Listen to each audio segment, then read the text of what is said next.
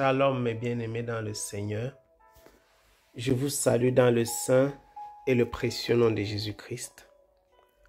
Nous sommes le 19 décembre 2022 et le Seigneur a mis dans mon cœur de faire cette vidéo sur l'histoire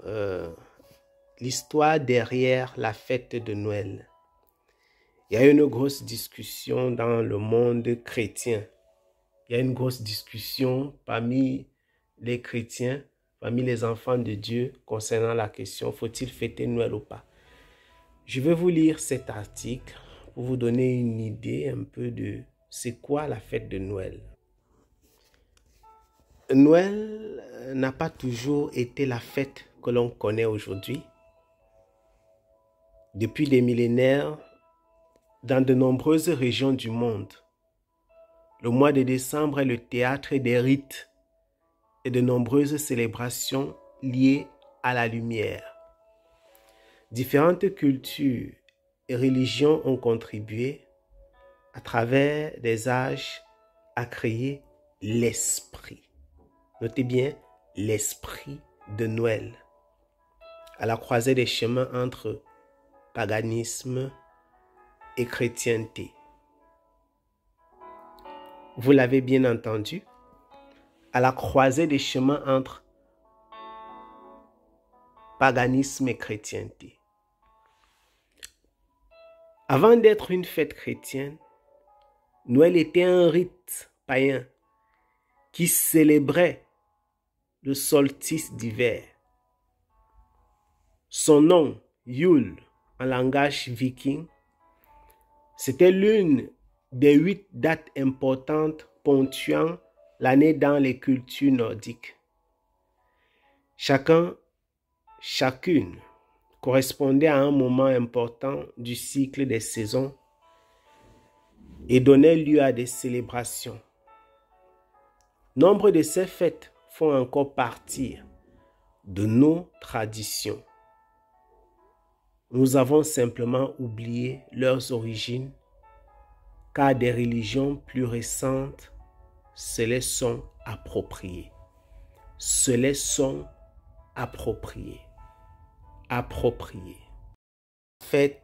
La fête de la lumière. Yule a donc été le jour du solstice d'hiver, le 21 décembre dans l'hémisphère nord. C'est le jour le plus court de l'année. Lors des solstices, l'axe de la Terre atteint son inclinaison maximum avant de repartir dans la direction opposée. On arrive au bout d'un cycle, on en commence un nouveau. Le 21 décembre, le soleil va donc renaître après avoir décliné pendant de longs mois. C'est la victoire de la lumière sur l'obscurité. Reprise par les chrétiens avec le concept. Notez bien les mots, le concept de la nativité. Cette renaissance de la lumière a été reliée à la naissance de Jésus, D'ailleurs, toutes les décorations de Noël sont axées sur la lumière.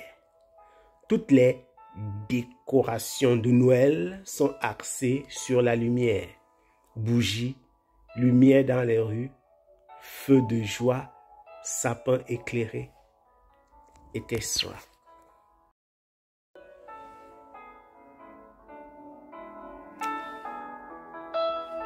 L'arbre de Noël. L'arbre décoré nous viendrait aussi des cultures nordiques. Ce serait une référence à l'arbre-monde.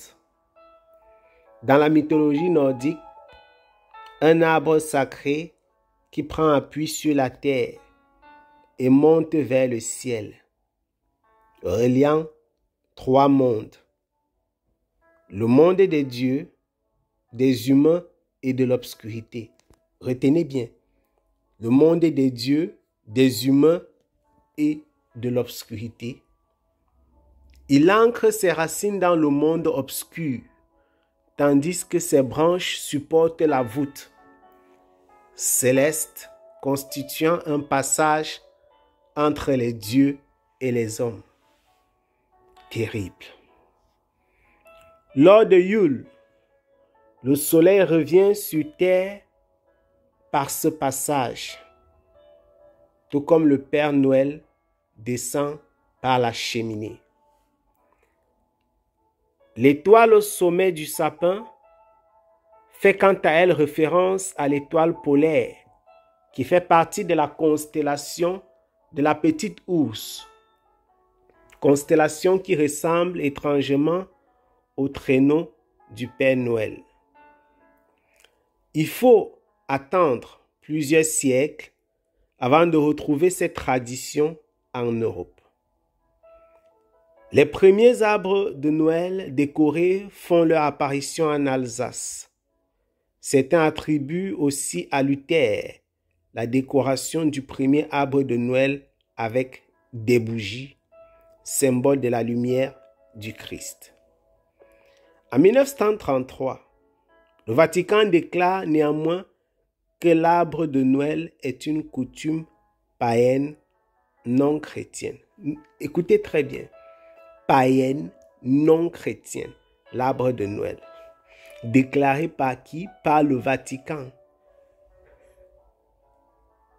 Le Vatican qui est lui-même païen et non chrétien. Dans la Rome antique, les Saturnales. Dans la Rome du 17 au 25 décembre, on célébrait les Saturnales, données en l'honneur du dieu Saturne. Données en l'honneur de qui? Du dieu Saturne. Ces fêtes étaient également liées au solstice d'hiver. Elles s'achevaient le 25 décembre, qui désigne encore une fois la naissance du soleil. 7 jours de fête où les activités militaires et judiciaires étaient suspendues. On cessait les travaux aux champs et on festoyait tous ensemble plutôt.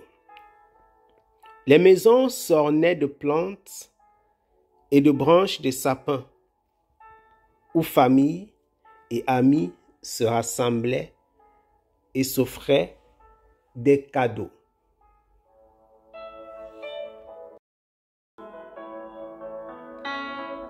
La christianisation des croyances païennes. Au cours des premiers siècles après Jésus-Christ, alors que l'Empire romain commence à se déliter, apparaît le Sol Invictus, le soleil invaincu, inspiré par les figures d'Apollon et du dieu Mithra, un dieu indo-iranien très populaire dans l'armée romaine. L'empereur Aurélien instaure des célébrations en son nom, le 25 décembre dans tout l'Empire romain, dont le 25 décembre est fêté au nom du soleil invaincu, le Sol Invictus, inspiré par la figure d'Apollon, le dieu Mithra des Romains. Nous continuons la lecture. Elles suivent les Saturnales et ont pour objectif d'instaurer un culte commun à tout l'Empire afin de renforcer le sentiment d'appartenance de ces différentes provinces, toutes restant attachées à leur culte respectif. Donc, le but était de faire une célébration commune. De faire une célébration commune.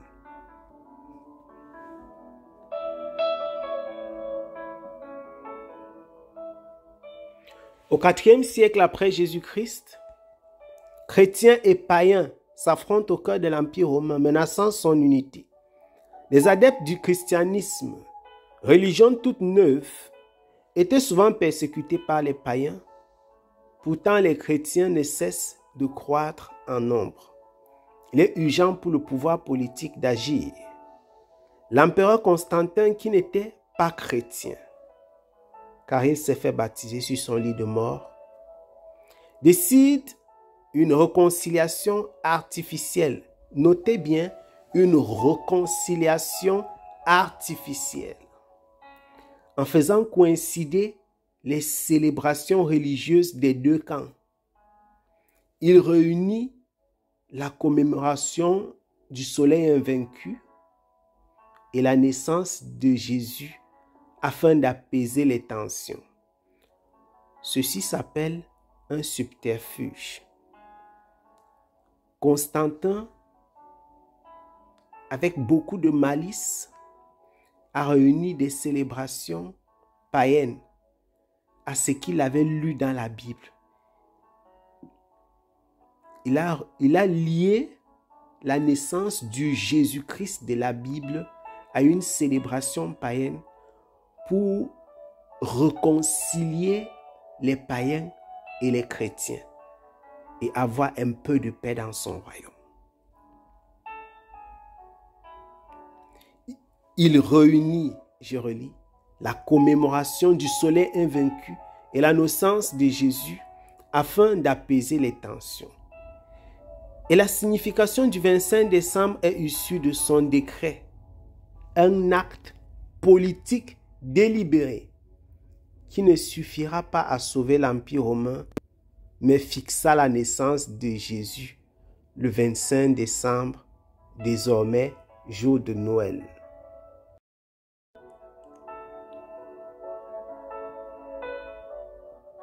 Au regard de ce que nous venons donc de dire, mes bien-aimés, il faut retenir ceci. 1. Noël a été célébré avant même la naissance de Jésus-Christ. Noël, que vous voyez, que vous connaissez aujourd'hui, est un prolongement. C'est le prolongement d'une fête qui a été célébrée avant même la naissance de Jésus-Christ. 1. 2. Les origines de Noël sont totalement païennes et n'avaient rien à voir avec le Seigneur Jésus-Christ. 3. Les apôtres de Jésus-Christ et les serviteurs du Seigneur qui l'ont suivi, qui ont œuvré avec lui et qui l'ont suivi, n'ont jamais célébré la naissance du Seigneur parce qu'ils n'avaient reçu ni la révélation ni l'instruction de la part du Saint-Esprit pour le faire. Noël n'a jamais fait partie de leur célébration.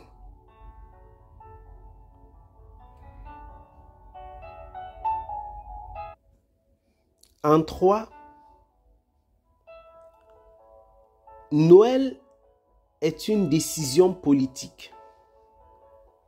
Noël est une décision politique qui avait pour but de créer une accalmie entre les chrétiens et les païens, de rejoindre deux groupes qui ne s'entendaient pas,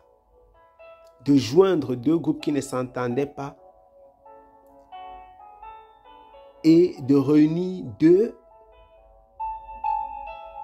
communautés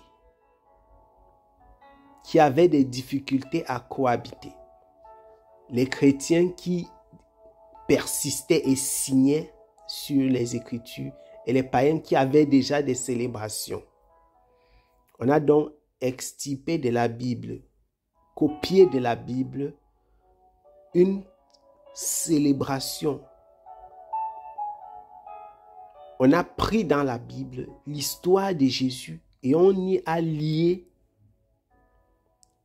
le soleil invaincu pour que les deux groupes puissent se retrouver ensemble. 4. Aucun symbole de Noël, ni les bougies, les guirlandes, les lumières n'est présent dans la Bible. Aucun symbole de Noël n'a à y voir avec la Bible. La Bible n'a rien à voir avec Noël célébré aujourd'hui, encore moins avec Noël célébré autrefois. 5. Il faut savoir que Noël n'a jamais changé. Ce n'est pas parce qu'aujourd'hui on a tendance à dire c'est la fête, c'est une fête chrétienne, c'est la naissance de Jésus-Christ, que le fondement a changé. Et 6, je terminerai par là. Si le diable organise une fête et décide d'appeler cette fête la naissance de Jésus-Christ, participerez-vous à cette fête? Si Satan organise un repas exactement comme Jésus a organisé le repas du Seigneur, Satan organise un repas et décide de vous convier tout simplement parce qu'il a appelé ce repas du Seigneur. Irez-vous manger à cette table? Irez-vous manger à cette table parce que Satan l'a appelé table du Seigneur? À chacun de décider, à chacun de répondre personnellement à cette question. Oui, j'ai dit que j'ai terminé. Il faut répondre à cette question. Mangerez-vous à la table de Satan parce qu'il a dit que la fête est la fête du Seigneur? Il n'y a donc pas de surprise. Il n'y a pas de surprise. Vous comprenez pourquoi Noël est le symbole parfait de l'œcuménisme dans le monde. Noël est le symbole parfait de l'œcuménisme dans le monde. Je m'arrête là, mes bien-aimés. Je vous salue dans le saint et le précieux nom de Jésus-Christ. Shalom.